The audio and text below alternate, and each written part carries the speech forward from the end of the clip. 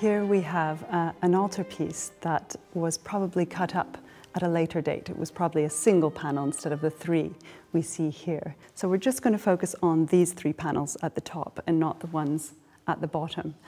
They were painted by an artist from Florence called Fra Angelico. So he was a Dominican friar and an amazing painter.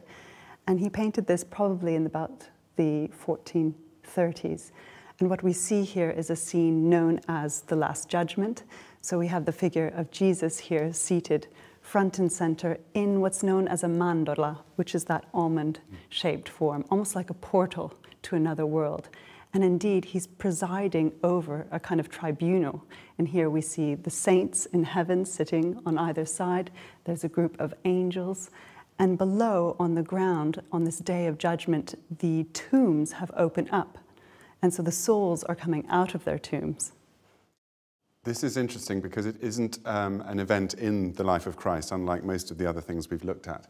It's based on a teaching. The nearest thing in the Bible is a teaching of Jesus, which is recorded in the 25th chapter of Matthew's Gospel in the Bible, where he says, speaking of himself, when the Son of Man comes with all his angels, and we see so many of them here, to judge the earth, he will take his seat on a throne of glory, and we see that here too, and he will gather all the nations in front of him, and like a shepherd separating sheep and goats, he'll separate out the people. And the goats, who represent those who are sinners, are directed to his left, and the sheep, who represent the righteous, are directed to his right. And that's just what we're seeing here, isn't it? Yes, and we even see that reflected in Jesus's gesture. He's raising up the blessed with one hand, and he's condemning the damned in the other. And you'll notice that he's looking towards the damned, and that draws our eyes right down to who is being condemned here. And you can see in and amongst all this variety of people, there are members of the clergy. You can even see there's a man there wearing the hat of a bishop. So we're imagining these are contemporaries of Fra Angelico, so there's a bit of a criticism here. Yes. I think that captures a very interesting aspect of this, because both the teaching of Jesus and works of art that draw upon it are, in a sense, not so much description of some event at the end of the world as they're calls to action to people now, to viewers who see them now. And for some, that would have been a very uncomfortable experience, and I think it was meant to be. You were meant to think about how you might indeed be one of the goats directed to the left. But in lots of ways also, I think it was an encouraging thing to see what's promised to the righteous, the glory that's promised to the righteous.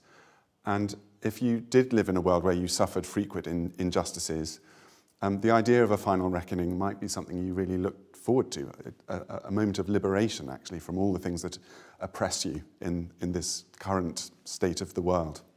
What I love here is some of these promises to the righteous, as you've described them, are shown here in the side of the blessed.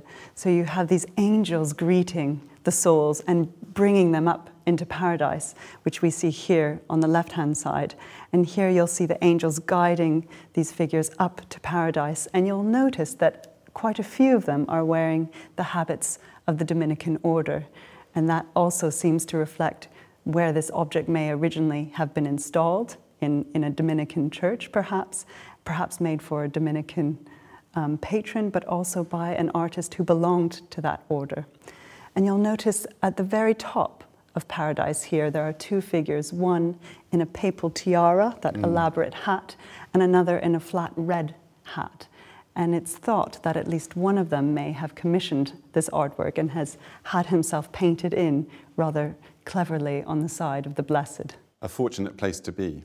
Jesus' description of the Last Judgment as this separating out also involves the description of a series of encounters that both the righteous and sinners have had with the most vulnerable and needy people in their environment. And they're judged by how they treated those needy people, those who are hungry or thirsty or in prison or strangers. And Jesus said that in your encounters with these vulnerable people, you were in fact encountering me. And if you treated them well, you treated me well. If you treated them badly, you treated me badly. And I think that is a wonderful invitation to look for Christ here, not only in that glorious throne up at the top, but also in the people down below. He's there too. And I love the embraces, the tenderness of the embraces of those on the left-hand side, which show that mutuality, that helping each other along, and the angels are also joining in. Whereas the figures on the right are either completely turned in on themselves, with no sense of those around them, or actually devouring each other, sometimes literally. And you'll notice at the very center, there's one soul that has tried to sneak over to the side of the blessed and is being compelled back by an angel, back to the side of the condemned. This painted panel was probably created as an altarpiece, so we see scenes of the Last Judgment as altarpieces, but more often we see them painted on an enormous scale, filling a whole wall, and very often as the exit wall as we leave a church. So we are reminded to keep all of this in mind when we go about our everyday, how we treat other people. And so it's the last thing we see before we exit.